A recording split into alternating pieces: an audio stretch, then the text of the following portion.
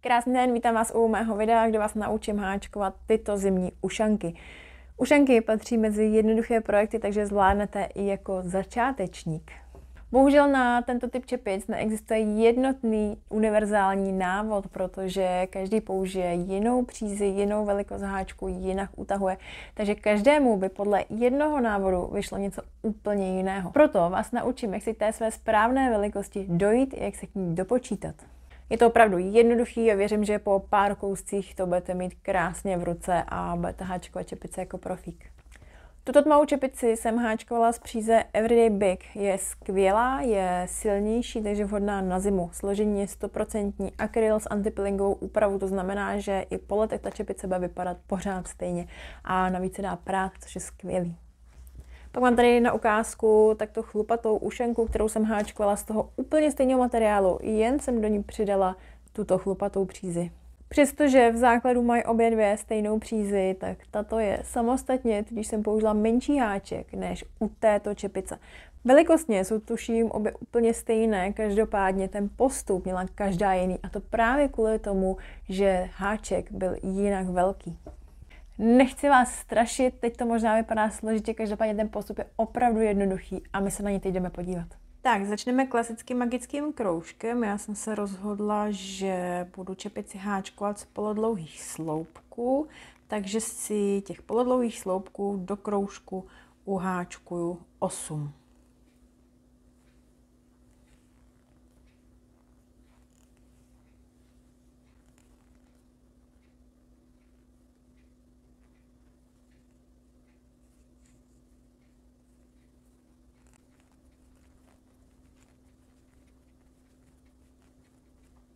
Tak mám 8 polodlouhých sloupků, teď si magický kroužek pevně stáhnu a jdu na další řadu. A v té budu do každého sloupku z předchozí řady háčkovat 2.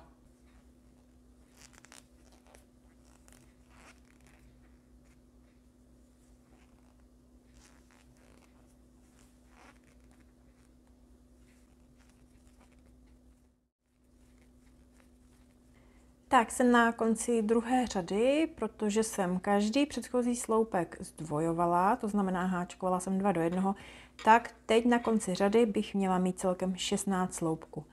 Na konci každé řady, kdy přidávám nebo ubírám, tak si radši ty počty kontroluju. Takže 1, 2, 3.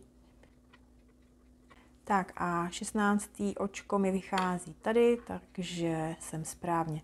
Pro další řadu už si ten začátek označím, takhle, že si tam vložím ten konec. A ve třetí řadě budeme přidávat obsloupek. To znamená, že do jednoho uháčkuju 2 sloupky, do druhého 1. A zase 2 sloupky a 1. A takhle až do konce řady.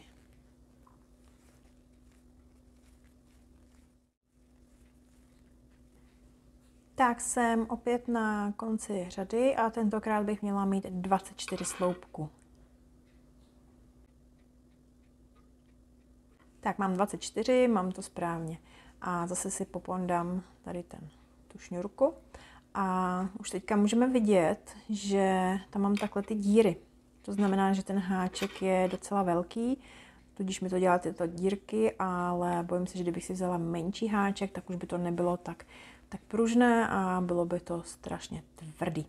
Tak, jdeme na další řadu a tam to bude s přidáváním podobné, ale nebudu přidávat obsloupek, ale 2 sloupky. To znamená, že první sloupek uháčkuju 2. Další sloupek 1 a další sloupek zase 1. A takto, že dělám 2 do 1, 1, 1, 2, 1, 1, pokračuju zase až do konce řady.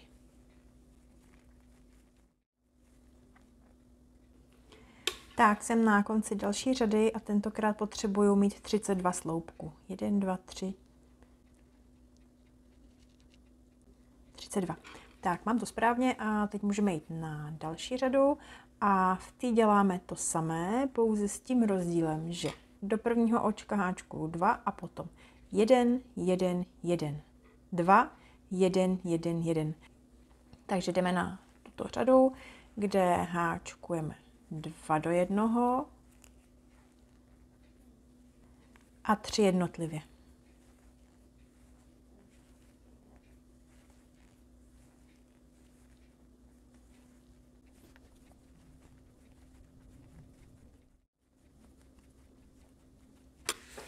Tak jsem na konci další řady a měla bych mít tentokrát 40 sloupků. 1, 2, 3. Tak, mám 40, to znamená, že jsem přidávala správně. Tak a pomalu nám přichází čas na tu naší háčkovací matematiku, protože my si už v tuto chvíli potřebujeme vypočítat, jestli už máme dostatek sloupků, nebo jestli ještě jednu řadu uháčkujeme, případně 2 řady. A počítá se to tak, že si vezmeme obvod hlavičky, pro kterou chceme háčkovat. Já mám tady hlavičku 50 cm a pak ten obvod vydělím číslem 3,14. Já když si 50 vydělím 3,14, tak mi vychází plus minus 16 cm. To znamená, že potřebuju, aby průměr této placky měl 16. V tuto chvíli vidíme, že já jsem teprve na 13 cm.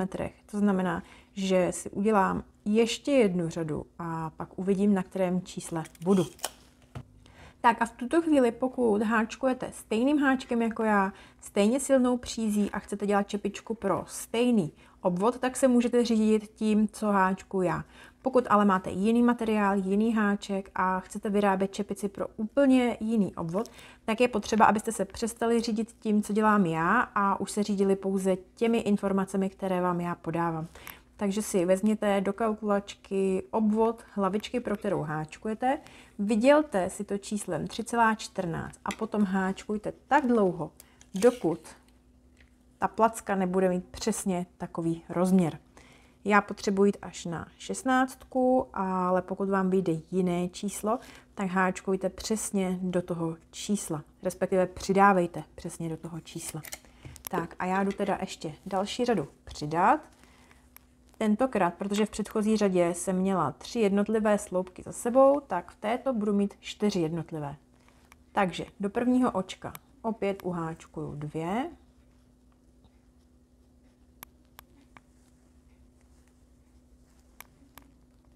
A teď 4krát jednotlivě.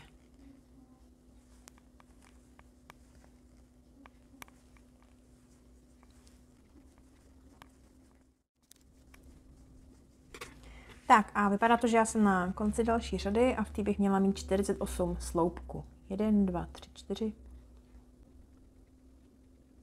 48. Tak, já mám správný počet a teďka si jdu přeměřit placku.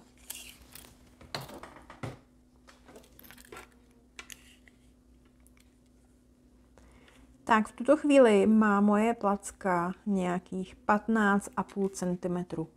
A vzhledem k tomu, že čepička bude pružná, tak já už další řadu háčkovat nebudu. Kdybych ji háčkovala, tak pojďte se podívat, předchozí řada měla 13 a v této řadě já mám 15,5. To znamená, že kdybych háčkovala další řadu, tak mi to povyroste o dalších plus minus 2,5 cm, takže bych najednou měla placku 18 cm a to už je extrém a byla by to čepice tak na dospělého člověka. Takže já, pokud bych potřebovala tu placku zvětšit třeba o centimetr, tak to znamená, že nebudu přidávat, protože v každé řadě my přidáváme 8krát. To znamená, že každá ta řada se nám zvětší o 8 sloupků. A pokud já bych potřebovala ještě třeba nahnat ten půl centimetr, tak bych přidala v další řadě třeba jenom o 1 sloupeček nebo o 2. Jo? Pokud bychom přidali o těch 8, tak by se nám ta placka opravdu zvětšila na těch 18 a to je moc. Takže v tuto chvíli já prohlašu placku za hotovou a přestávám přidávat. Vy si samozřejmě doháčkujte do toho svého průměru a ve chvíli, kdy se k němu přiblížíte, nějaký plus minus půl centimetr je úplně v pohodě, tak taky přestáváte přidávat a pak už jenom háčkujete jednoduše do každého sloupku. To znamená, že co sloupek, to jeden kus. A teď vás potřebuji ještě upozornit, tento výpočet je pouze orientační, není samospásný, neznamená to, že já, když jsem si teďka tu placku uháčkovala na těch požadovaných plus minus 16 cm, že to tak bude fungovat i v realitě.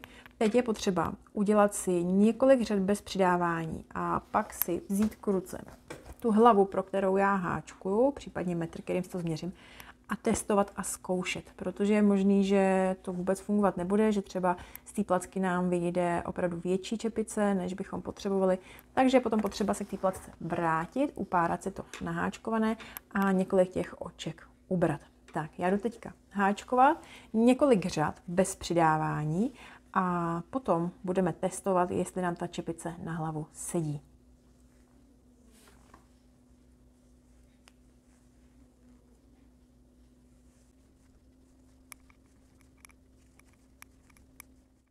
Tak já mám za sebou celkem 3 řady, kdy jsem háčkovala bez přidávání a zatím se to jeví, že by ta čepice mohla být úplně akorát. Samozřejmě ona je pružná, takže tam bude docela hodně vůle, ale u těch ušanek to vůbec nevadí, protože oni krásně sedí na té hlavičce, takže tam já je naopak vždycky dělám větší a oni pak krásně vydrží. Tak, já jdu ještě na další řady, které mi řeknou víc, jestli mi to sedí nebo nesedí. Tak, já mám uháčkovaných celkem 6 řad bez přidávání a můžu vidět, že mě to teda sedne úplně perfektně. Pokud váš výsledek není takhle skvělý, nesedí úplně přesně, jak by měl, tak vám ukážu, jak s tím, jak si přidat sloupky, anebo jak si je naopak ubrat. Každopádně, pokud jste na tomto výsledku jako já, že vám to sedí úplně perfektně, tak teď přichází další háčkovací matematika a to je výška čepičky. Tady já to vůbec nehrotím, vždycky si najdu nějakou tabulku, kde je psáno, k jakému obvodu by měla být jaká výška a tím se řídím a háčkuju přesně do té výšky. To znamená, že tak, jak jsem háčkovala doteď, každou řadu bez přidávání, tak háčkuju dál a až když mám tu požadovanou výšku čepičky, tak potom zakončuju a chystám se na klapičky. Takže já si jdu háčkovat dál a za chvilku vám ukážu, jak si tu placku poupravit, pokud neodpovídá té velikosti, kterou potřebujete. Tak, vytvořila jsem tady novou placku a kousek čepičky, abychom si ukázali, co dělat, když nám to nějak nevyjde. Tak, tady mám ten míček, což odpovídá 50 cm hlavičce, což odpovídá 1,5 roku až 3letému dítěti. A tahle placka mi vyrábí čepičku, která je zbytečně velká. Ona se bude lehce vytahovat a už teď je tam toho prostoru extrémně hodně. My potřebujeme, aby ta čepička tomu děťátku sedla co nejvíce, aby tam nebyl žádný přebytečný prostor, protože ta čepička se opravdu vytáhne a pokud je už teďka takhle obrovská, tak za chvilku by toto dítě mělo jako extrémní kýbl. My zkrátka potřebujeme, aby už teď ta čepička sedla jako zadek na hrnec. A tady můžu vidět, že tohle mi přebývá a ve chvíli, kdy já háčkuju a ta čepice je větší než ta hlava, tak si krásně tímto způsobem můžu spočítat, kolik sloupků mám navíc. A mě to vychází na 1, 2, 3, 4, 5, 6, 7, 8 sloupků tam přebývá. To znamená, že já se v tuto chvíli potřebuju vrátit k té placce. Což znamená odpárat všechny řady, kde jsem háčkovala bez přidávání. Takže já si najdu poslední řadu, ve které jsem přidávala. Tak, vidím, že tady mám 2 sloupky vedle sebe a tady jsou 2 vedle sebe. Tady jsou 2 vedle sebe. Vypadá to, že v tomto místě mám poslední přidávání, takže si to místo označím nějakým provázkem, značkovačem nebo čímkoliv. A je to to místo, kam já se potřebuju teďka dopárat. Takže jdeme na to.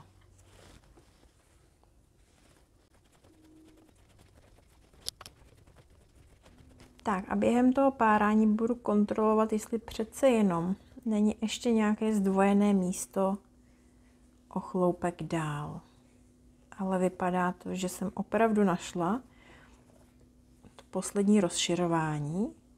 Tak, tady jsou ty dva vedle sebe, takže dopářu k nim a v tuhle chvíli si spočítám, kolik sloupků mám kolem dokola na placce. 1, 2, 3, 4. Tak, moje placka má 54 sloupků a protože jsme si spočítali, že 8 jich tam přebývá, tak já to potřebuju snížit na 46. A to znamená, že potřebujeme zrušit 8 těchto rozháčkování. Nestačí jenom upárat 8 sloupků, my potřebujeme upárat 8krát to zdvojení. Takže jedno zdvojení mám tady, takže ho upářu, takže to máme první. Další zdvojení je tady, takže pářu až sem. To je druhý. Další mám tady.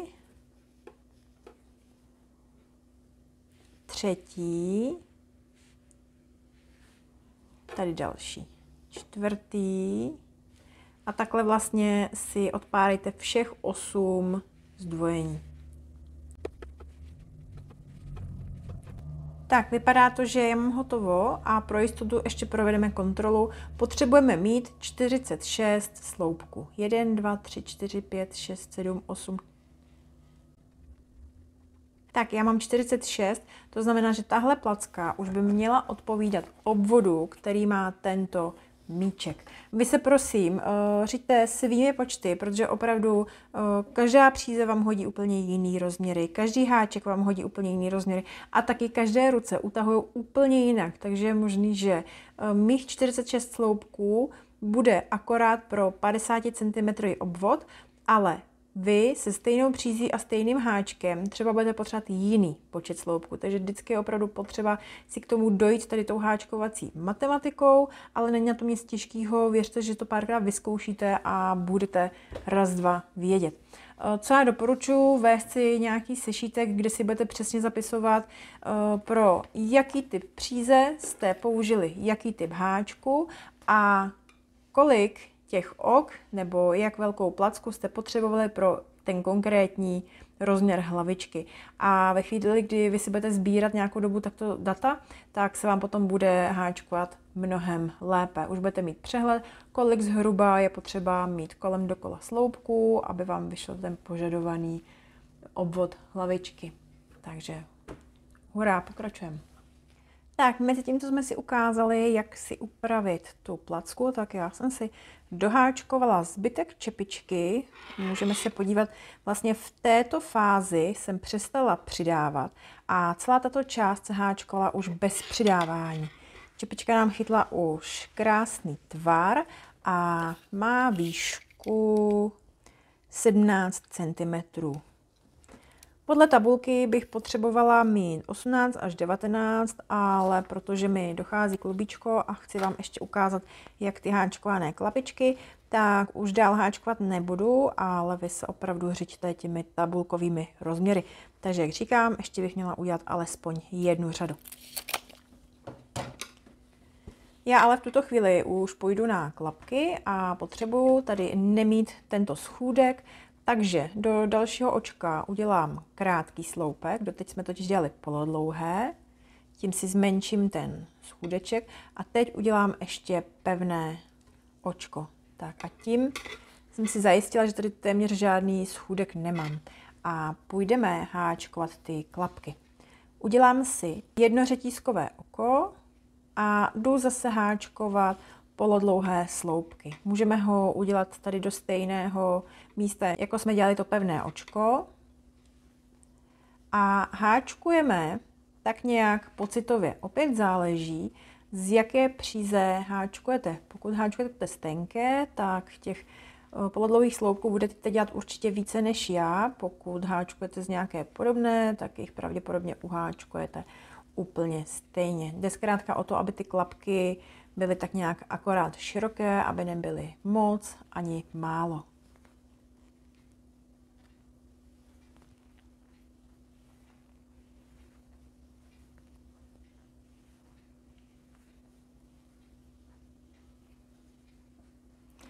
Tak, čepička, kterou háčku já by měla pasovat dítěti 1,5 až 3 roky a myslím si, že ještě jeden sloupek a už to bude akorát. A celkem jsem těch sloupků uháčkovala 1, 2, 3, 4, 5, 6, 7, 8, 9. Tak, udělám zase jedno řetízkové očko, celou práci si otočím a háčkuju stejný počet, akorát opačným směrem.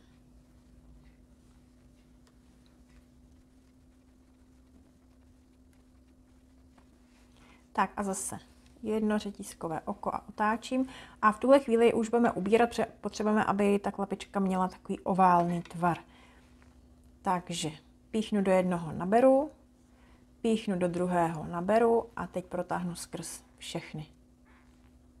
Tak a tímto jsem si ze dvou oček udělala jedno.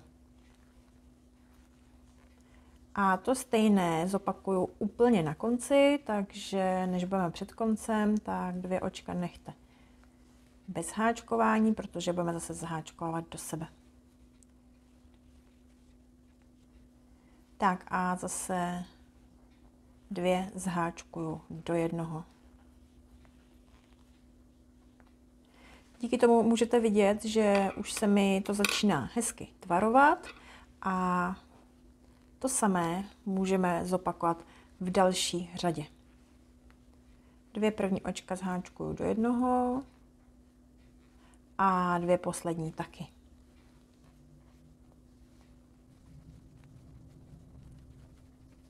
Tak a ty klapičky už začínají vypadat opravdu perfektně. Já si udělám ještě jednu řadu, i když teoreticky už by to mohlo stačit, ale ještě tu jednu udělám, to nic neskazím a zase budu ubírat, ale tentokrát, protože už teď je ta klapička tady dole dost úzká, tak už nebudu ubírat na konci a na začátku, ale uberu jenom jednou uprostřed. Tak ubírám právě teď a zase jeden sloupek, druhý sloupek a tímto máme hotovo a můžeme uzavřít. Tak a teď přichází ta zásadní věc, jak si ty klapky udělat perfektní. Hlavně nemějte tendenci si to přeložit takhle na půl, protože zkuste se někdy podívat někomu na hlavu ze zhora. My ty uši totiž nemáme přesně v půlce, ale máme je trošičku vzadu. Ta obličejová část je větší než část zadní hlavy. Takže my potřebujeme ty klapky nemít na středu, ale potřebujeme mít posunutější vzadu. Já to dělám tak, když mám tady tu klapku hotovou, tak si to dám zhruba takhle. Potřebuju nějaký 2/3 té klapky mít takhle ve spod a 1/3 mít nahoře. Možná to jsou dokonce 3/4 a 1/4 takhle nahoře. A to stejný potřebuju zopakovat tady. Takže teďka si můžeme tady odpočítat, že 1, 2, 3 sloupky jsou nahoře, 4. nám vychází někde z boku a zbytek těch sloupků je potom vespod. My jsme háčkovali, já jsem to zapomněla, ale háčkovali jsme 1, 2, 3, 4, 5, 6, 7, 8, 9 sloupků. Tak a jak jsem říkala, potřebujeme 3 sloupky uháčkovat ze zhora, takže já bych začala někde tady. 1, 2, 3. 4. bude z boku a zbytek pak pojede vespod. Takže tady já si píchnu háček a naberu si tam novou přízi. Udělám si jedno řetízkové oko a teď polodlouhý sloupek do toho stejného místa. Tak, teď máme první sloupek a potřebujeme jich celkem 9, takže ještě zopakujeme 8krát.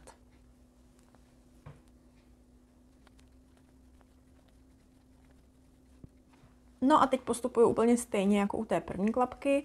Jakmile mám 9 polodlouhých sloupků, dělám jedno řetízkové oko, otáčím a háčku zase 9 sloupků.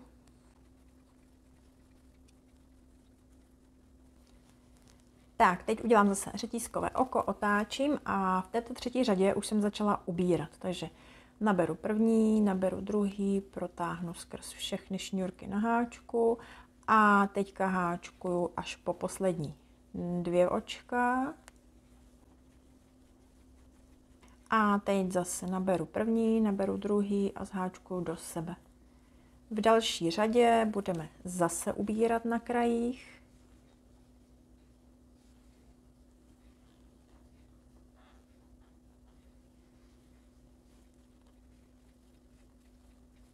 Tak jsem zase na kraji, takže zase ubírám. A teďka v poslední řadě uberu už jenom jeden uprostřed.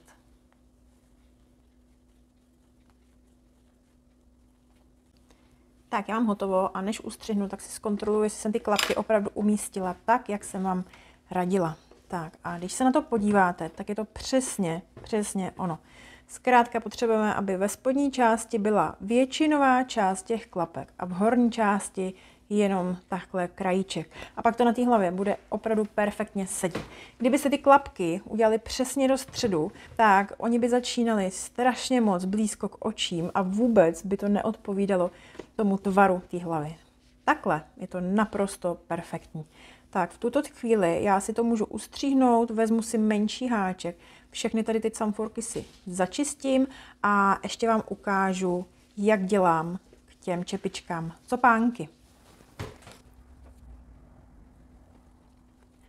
Tak háčkovaní čepičky vždycky začišťujeme tak, že tady ten konec si takhle vnitřkem toho háčkovaného projektu protáhnu někam hlouběji.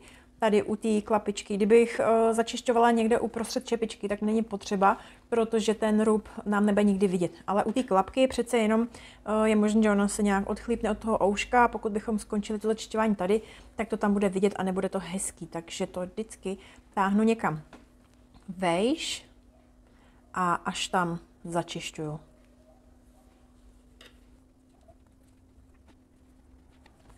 Tak, já osobně mám ráda jistotu, takže vždycky dělám uzlík. Tahle příze se dá krásně rozdělit, takže si ji rozdělím na půl, jednu tu její půlku ještě protáhnu kousíček jinam a pak mezi nimi udělám uzlíček. Pokud bych si chtěla být úplně extrémně jistá, tak udělám ještě jeden, zase ty konce protáhnu ještě jinam a další uzlík mezi nimi. Tak, mám začištěno, ustříhnu a je to. A takto mám začištěno z rubové strany, vůbec to není vidět a je to super bezpečný. A tímto způsobem si můžeme začištit úplně všechno. Tak, já mám v tuto chvíli čepici hotovou, vyšlo to úplně perfektně a teď ještě přiděláme copánky, protože bez ní by to vypadalo jako taková helma a ty copánky to vždycky krásně zjemní. Já to nebudu dělat jednobarevné, vzala jsem si takto k tomu tuto mint barvu. Většinou, když přidávám barvu, tak dělám jeden pruh v barvě a dva pruhy v barvě čepice, aby to bylo jenom takový jemný doladění. Na těch copánkách nikdy nešetřím, protože když jsou bohatý, vypadá to krásně, mnohem líp, než když to jsou nějaké hubené ocásky. A nemám na to žádnou míru, žádný rozměr, zkrátka si takto přiložím vejpůl, protože my potřebujeme dvakrát delší délku, než bude ten copánek. Takže si to takhle přeložím na půl a zkusím si to nějak odhadnout, jak by se mi to zhruba líbilo. Musíme brát ohled i na to, jak staré to bude dítě, aby ty copánky nebyly zase extrémně dlouhý. Zároveň, pokud chceme, aby ten copánek sloužil jako zavazování pod krkem, tak se naopak hodí, aby byl spíš hubený. Já to na to zavazování nepoužívám, je to jen taky ozdobný prvek, takže se je snažím dělat bohatý. Tak, takhle to máme přeložený a ta dílka, kterou potřebuju, není toto, ale je to takhle dvojnásobek. Takže teď tady mám na ruce tu dílku a takhle si několikrát ji odměřím. Tak, teď mám několik délek odměřených a tady si to pěkně rozstříhám. A na druhé straně to samé. Tak zkusíme, jak to bude vypadat, když vezmu 5 přízí a teď si takhle píchneme do středu té klapky a protáhneme si to. A tentokrát potřebujeme tady si to srovnat, abychom to měli opravdu na půl. A takhle jsme si udělali první pramen. Zopakujeme to i s druhým. Zase si vezmeme 5 délek. A teď potřebujeme barvu. Tak vezmu si ještě z těch nastřelých provázků, které mi zbyly, abych si odměřila tu stejnou délku. A protože potřebujeme na obě dvě strany, na každé bude 5 provázků, tak si jich rovnou naměřím 10. Tak teď mám 2, 3, 4.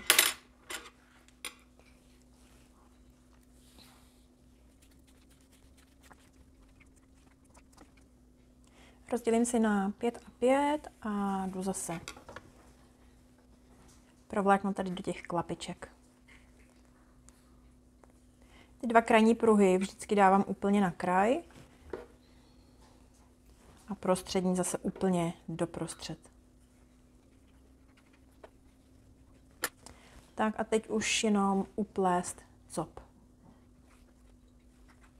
Rovnou si připravte i kousek příze, kterou to potom všechno dole svážeme.